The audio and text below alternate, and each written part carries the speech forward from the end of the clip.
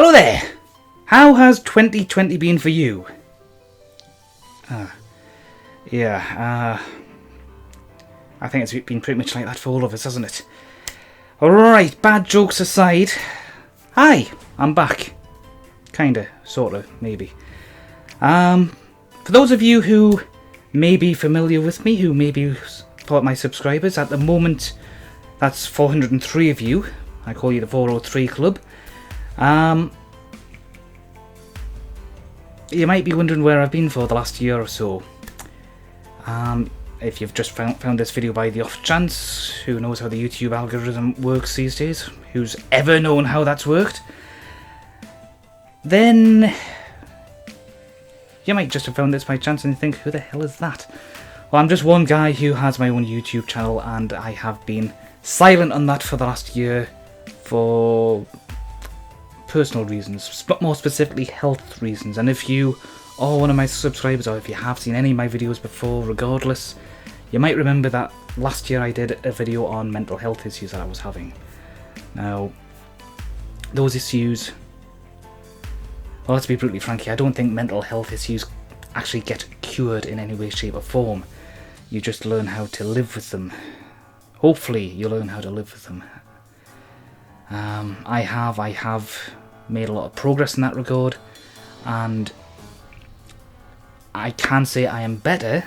Certainly during the lockdown period, I haven't had mental health issues like what I was having last year. In fact, the only real issues I've been having here is dealing with the fact that I live alone and that I can't actually go out and about because of my own current medical circumstances, which is also part and parcel of why I haven't been doing videos over the last year. I am trying to do this video in the same style and format I did last year, but at the same time my editing skills do need some work, so I'm probably going to be doing some editing. There's probably going to be music playing in the background, maybe. There's probably going to be jump cuts every now and then when I take out dead sounds and ums and ahs and stuff like that, and flub takes and so on. Unlike the last video, which I shot with one intention, and that was to just get the raw emotion and feeling that I was going through at the time out as undiluted as I could be. There was several things I wanted to say which I didn't. One of which was a big thank you to the people at work, the people that I worked with at the time, who were aware of it, who were aware of my mental issues. Okay, they didn't know the whole story, they still don't. There's certain things I kept to myself, which I'm not going to go into details about, but my employer was, at the end of the day, there for me. My manager was there for me, my teammates were there for me, my friends at work were there for me. So I forgot all together to say thank you to all of them, so I'm going to say that again. Thank you all. It really did help. It stopped me from doing some stupid stuff. And yes, if you're thinking along that sort of line, yes, I was at one point thinking about ending it all. Yeah. But people did manage to help me get out of that, and that was while I was still going through therapy and sessions and meditations and the grounding method, the 5, 4, 3, 2, 1, the reaffirmation methods. I just got into such a bad period at one point that no matter what I did, whatever I did to try to snap me out of it, it either didn't work at all or it just brought very temporary relief, and I was back onto the negative thoughts again, and it was literally, you know, and that was something I didn't actually even want to talk about in this. I might edit that out, I might not, I don't know at this point. But again, I just want to say thank you to the people who helped. The therapists that I saw, the doctors, the call centre staff of the different helplines that I spoke to, doctors, nurses, therapists, teammates, friends, family members. Yeah, and there were even a couple of private messages I got on here on YouTube about the last video, thanking me for having done that particular video. There was at least one message like that in the comments as well, and I honestly didn't know what to say to respond to that. Mental health is obviously something that does need to be spoken about more often, and that has been a theme, certainly in the UK over the last few years. That has been a recurring theme in many places.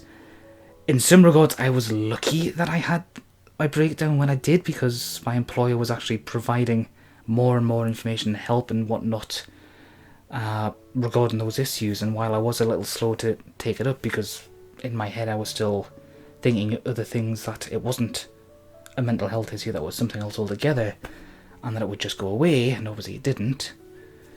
Yeah, in some regards, it was just very good timing that was the case. Now, the mental health issues are under control. Like I said, I don't think you can cure mental health issues, you just learn developing. You just develop methods to cope with them and keep them under control. However, I had quite a period where I was managing to produce videos for a while, for I think a month and a bit, and then I stopped because another health issue came into play, a health issue that I've had for over 20 years. I'm not going to beat about the bush about it. When I was 17, I was diagnosed with Crohn's disease, which I got incredibly lucky with, because it went into remission after a few years. I was in my early 20s when it went into remission. I was 17 when I was diagnosed. I had a partial resectioning of my intestines to get rid of at least some of the damaged material in my intestine. But that is actually kind of getting ahead of things. What is Crohn's disease? It's a disease that was, I think, officially recognised in the 1920s under one name, and then got forgotten about, and then re-diagnosed, I think, sometime in the 1930s. Historical records, however, do show that it's likely to be a condition that's gone back as far as the days of Alfred the Great. Alfred the Great being the king who unified a lot of England at that point. So we're going back well over 1,000 years. He himself is believed to have had Crohn's disease because of the medical records that we have from that time period. Went into enough specific diagnostic detail that modern day clinicians, medical practitioners, doctors, surgeons and so on and so forth, who specialise in diseases like Crohn's disease and so on and so forth, were able to say, oh yeah, he probably had that. I mean, we can look at historical medical records for Queen Victoria, and we know she probably had cancer. You know, that's with the benefit of modern day knowledge, modern day medicine, and obviously we have all the possibilities of vaccines for COVID-19, and I can talk about COVID-19 without any risk of being demonetized on YouTube, because I'm not a monetized channel, because of all those rules they brought in years ago. And in any case, I wasn't monetized then anyhow. There just wasn't any financial reason to monetize the channel, and I'm still not monetized now, like I just said. This is something I do as a hobby. It's never made me any money, so you know, that's not really an issue. However, getting back to the point, because I have completely derailed myself there. What is Crohn's disease?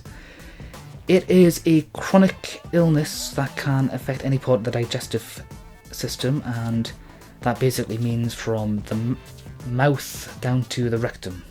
In my particular case, it's the small intestine that I've got the infection in. And like I said, when I was diagnosed, I was 17 at the time. You're supposed to be indestructible when you're 17. I certainly didn't feel like that. I probably had quite a bit of depression issues at that point as well, but didn't recognise the symptoms. Who would when they're 17? Probably some people, but not many. And certainly not back then. Things... And I'm going to sound like an old man here, and I am, in a way. Although I don't always feel it. But as you get older, you do learn to notice things a bit more. Sometimes for the better, sometimes for the worst. That is life. You get experience from things, and I am deviating massively from what I'm talking about again. But let's reel things in and get back to it. I was 17, and I was in my early 20s when I went into remission. Remission is possible, and I was in remission until sometime after I posted that video about my mental health issues. I don't know if the mental health issues had anything to do with triggering it, but that's beside the point. The point of the matter is, I had a massive flare-up for the first time in the better part of 20 odd years, and I didn't recognise the symptoms because the symptoms came on very slowly and not in the same way that they did the first time round. So what is Crohn's disease? Because I still haven't really explained that properly. Right, I'll finish the explanation this time, I promise. Crohn's disease is basically, based on the knowledge that we have at this point, it is believed to be an autoimmune problem. The current working theory is that something such as a virus or a bacteria manages to get past your immune system and it lodges itself into some part of your digestive tract. And it stays there for a while, and then at some point your immune system notices it and springs into action, and it sends your white blood cells and whatever the parts of your immune system that aren't white blood cells to go and attack the virus or bacteria or whatever it actually is, which unfortunately in my case are embedded in sections of my intestine. Now this basically means that what the immune system is supposed to do, it is supposed to, if we say this hand here is an infection and this hand here is a white blood cell, what the immune system does is it sends the white blood cells to attack the infections, and it basically grabs a hold of it and eats it until it's gone. Okay, simples. Except when those issues, those viruses, whatever, are actually attached to your internal organs, your body and whatnot, then your immune system is effectively attacking you. It's attacking your own bodies. And that basically means that you get all kinds of problems. The symptoms for Crohn's can include tiredness, fatigue, temperatures. You may have noticed some of these symptoms are similar to some of the symptoms we get for flu and COVID-19 and various other things. That's simply because your immune system is working to get rid of whatever's going on, or at least that's my understanding of it. I am not in any way a medical practitioner, but that is the general gist of it as I understand it, and obviously if I'm wrong and somebody has proper medical knowledge, please feel free to put it in the comments section, just to make sure that anything I'm saying that's wrong is actually corrected. Please do that. So yeah, that's basically the long and the short of it as I understand it. Now, go back to when I was 17, the medical treatments at that point involved giving you a steroid tablet for a certain period of time and anti-inflammatories, which in my case was a medicine called mesalazine, and that seemed to work perfectly for me, at least for a brief period, because it no sooner had the steroid treatment, prednisolone specifically, and then the mesalazine had done the job, then I would be fine for a couple of months, and then suddenly the stomach pains started coming back in, because that's another symptom. Okay, in my case back then that was the main symptom. Other symptoms can include a loss of appetite and diarrhea. A really pleasant combination. Now, the reason you have a loss of appetite is because the damage to your intestines. Think of your intestines like a garden hose pipe. Okay, so you've got a hose, you're using it to water the plants, the grass and whatnot, and you step on the hose pipe. what happens? The water can't get through the hosepipe properly, so the proud stream of water that's going up over your plants suddenly goes like that. Maybe not quite that dramatically, but in a similar manner, because your intestines are getting inflamed and then swollen up and whatnot because of the disease itself, it gets harder for food to go through your digestive system. So the result is that you end up losing your appetite because you feel fuller sooner. So you might not be able to finish a full meal. You might be able to finish, say, half of it or a third of it or less. And then because you can't digest the food properly, that's why you get the diarrhea. So the prednisolone and the mesalazine working together resolved those issues for at least a little while. The prednisolone you only stay on so long because that's a steroid. You're only allowed to have that for such a certain period of time. The mesalazine is was a more long-term medication. And once we changed the type of mesalazine I was on from one brand to another, which was a slow-release mesalazine, it seemed to sort things out long-term. I was literally taking the mesalazine for 2 years at one point after that and had no flare-ups whatsoever.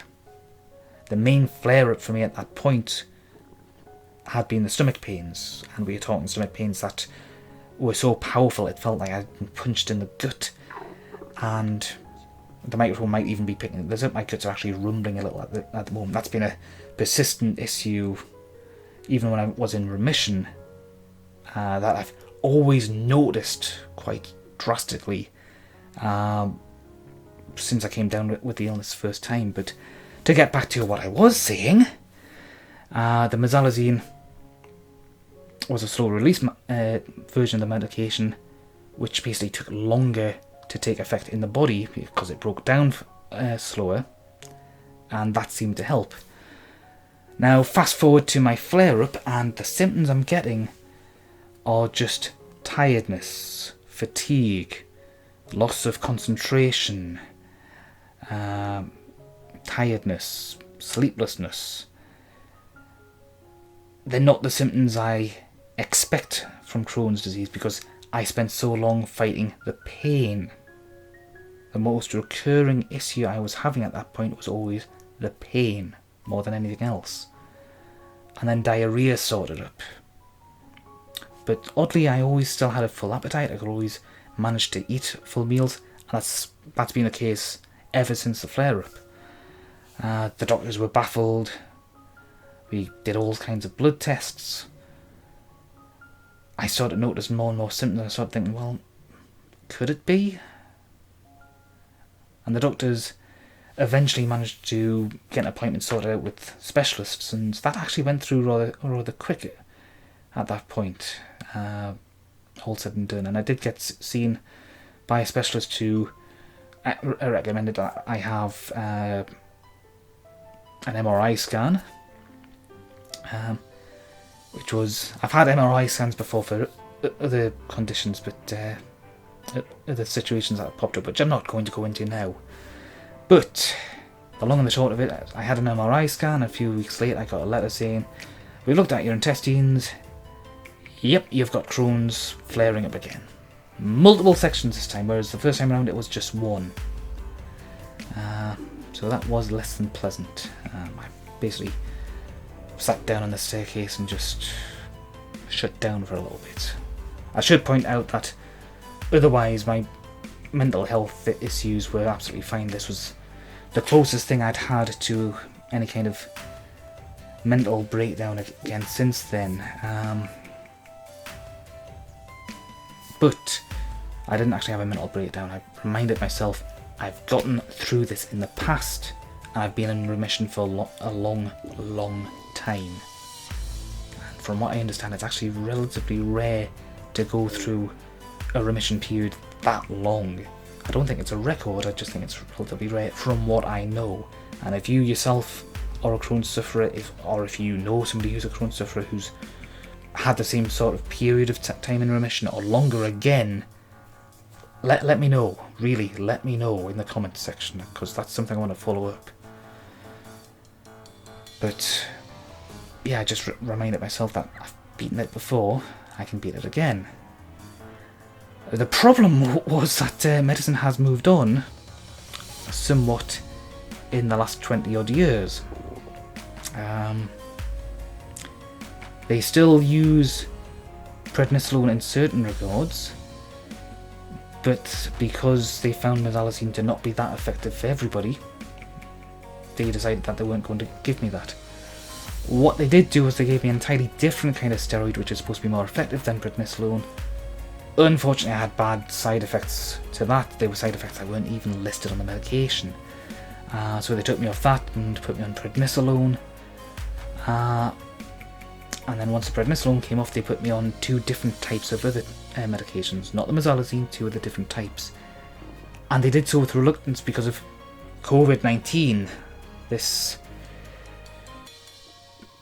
worldwide issue that we're having, which obviously people are divided about. I'm of the firm opinion that it is real.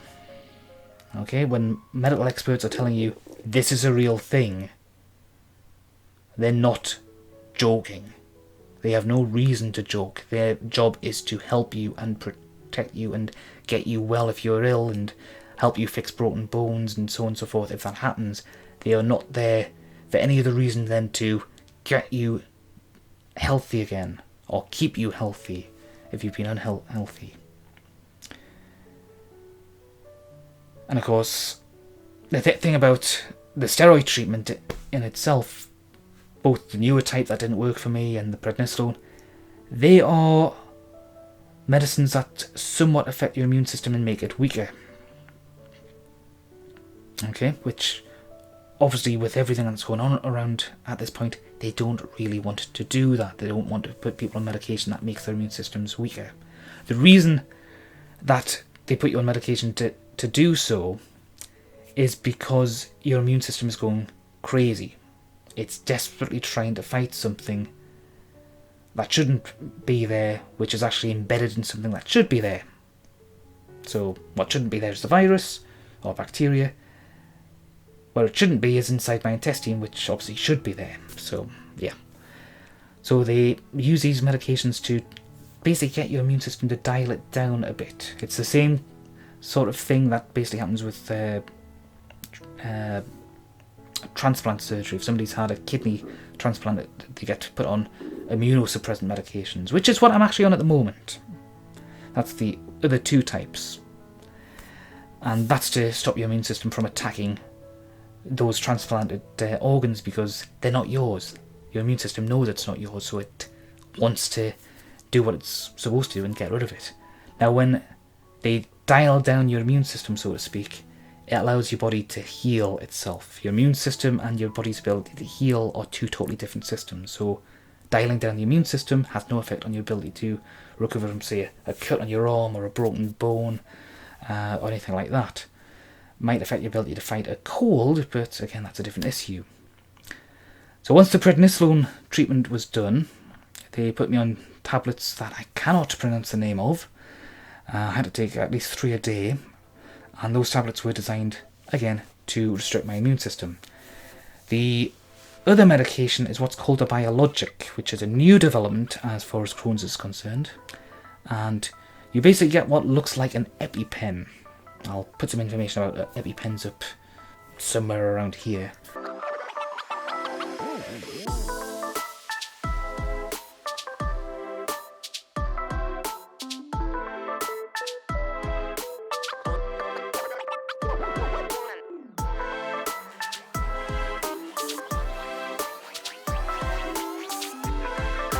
And like an EpiPen, you stab it into a body part, one of your thighs or part of your stomach. And you hold it, this button on this EpiPen-like device down for at least 10 seconds to deliver the dose into your body. And this suppresses your immune system, at least enough to let you recover. Now, the injectable medication, the biologic, has a list of side effects that is the equivalent of about 2 sides of an A4 piece of paper. Yeah, that's a lot. Thankfully, I didn't have any of those side effects at all, and I'm still on that medication right now. As you may have just gathered, however, I did have side effects from the other medication, which just drastically increased my tiredness, my fatigue, my loss of concentration and so forth, which in themselves are things that Crohn's escalates anyhow. So I was having a really good time not being able to do anything. So yeah, I'm off that medicine and on the biologic. So that is effectively what my life has been like since around about the time lockdown started, because unfortunately, by massive coincidence, a lot of my medication started around the time or just after lockdown had started anyhow. So I have actually been self-isolating in all that case. Yeah, so that's been fun. I can't go to the shops, so I'm getting food delivered by friends and family. I owe some people quite a few beers in that regard.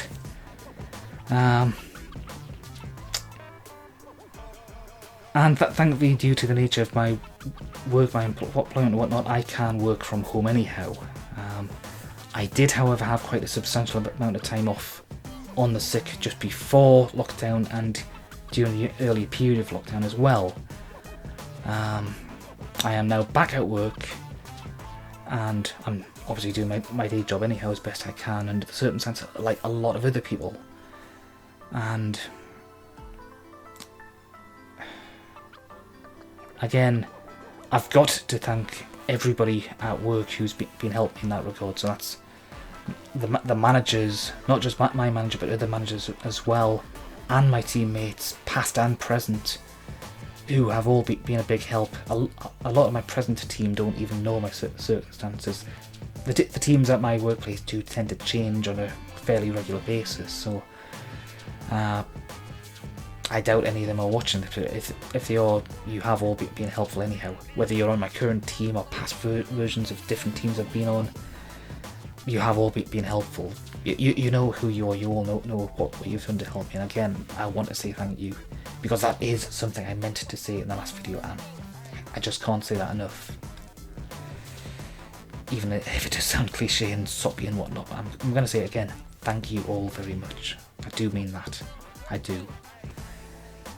But what can I say now?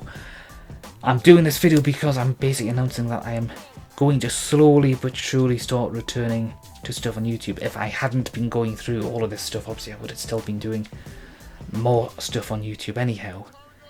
I intend to basically go back to doing the Let's Read series and basically continue picking up with all of these adventure game books that I've got. That's an empty shelf for the time being. There will be more adventure game books there. There's another shelf full of adventure game books right there. The rest of this stuff is not adventure game books. That's just all kinds of different books and all different kinds of subjects. But I will be concentrating on the adventure game book Let's Read series again. I can't even remember where I left off in those.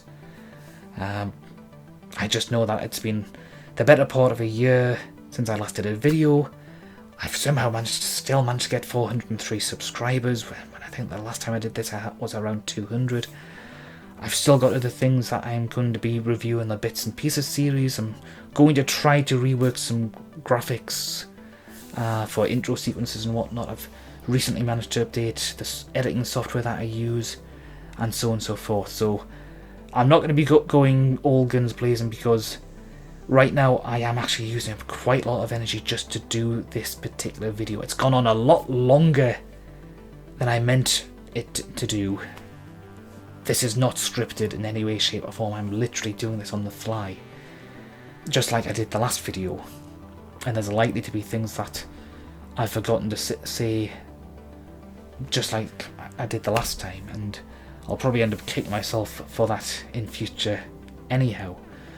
I'm doing some new things with my very old camcorder. This is not my normal digital DSLR camera that I use for my reviews. This is my original camcorder, which I'm just cranking up the settings to see what high quality I can get image wise. And I've got my microphone set off to the side here, so I'm recording the audio not just on the camera but separately, and I'm going to try to stitch them together, which is something I've done on certain occasions on certain videos where the original audio didn't go well, and I've just done separate audio to explain what was going on, so that things don't get totally lost and useless and so on and so forth. But it's been over a year since I last did any editing, so that's going to be fun to try as well. But like I say, I've just updated the editing software, and in some regards I'm hoping it'll be like riding a bicycle, that you don't actually forget how to do it, you just get rusty and you find your feet again. And you never know, I might actually manage to get some notification on YouTube. Apparently getting the first 200 subscribers is the most difficult bit, and I had certainly managed to get that a year ago, and now I'm at least 200 subscribers better off. Or is it 150? I really cannot remember what the exact number was a year ago, and who would? And of course YouTube have changed some of the features of the behind the scenes stuff that content creators actually have to use to upload files and videos and whatnot. So that's going to be fun to get to grips with as well. It'll be a fresh start. But I'm looking forward to it. So the next thing I'm going to do is obviously edit this bad boy of a welcome back video, which is lasting a lot longer than I intended to. I knew I had a 30-minute time limit as far as recording is concerned, and it looks like I've actually used all of that up. That was not my intention, but c'est la vie, c'est la vie, c'est la vie. I'm going to end it here because I don't know how much longer I've got. I've got at least 1 minute left. Probably less. So I shall say bye-bye. I'll see you in the next one.